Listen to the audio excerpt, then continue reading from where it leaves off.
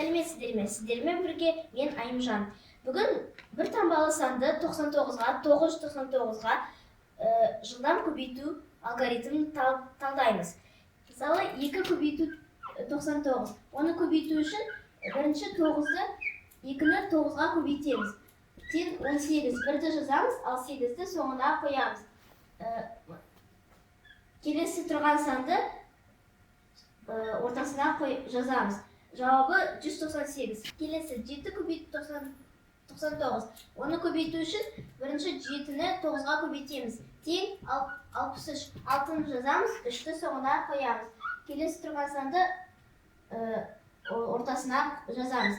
Жауабы 693. Келесі 8 көбейту 999. Оны көбейту үшін бірінші 8-ді 9-ға көбейтеміз. Тең 72. 7-ні жазамыз, 2-ні соңына қоямыз. Келесі сандарды тұрған, оны ортасына жазамыз. Жауабы 7992. Келесі 9 көбейту 999. Оны көбейту үшін 9-ды 9-ға көбейтеміз. Тең 81. 8 жазамыз, 1-ді соңына қоямыз.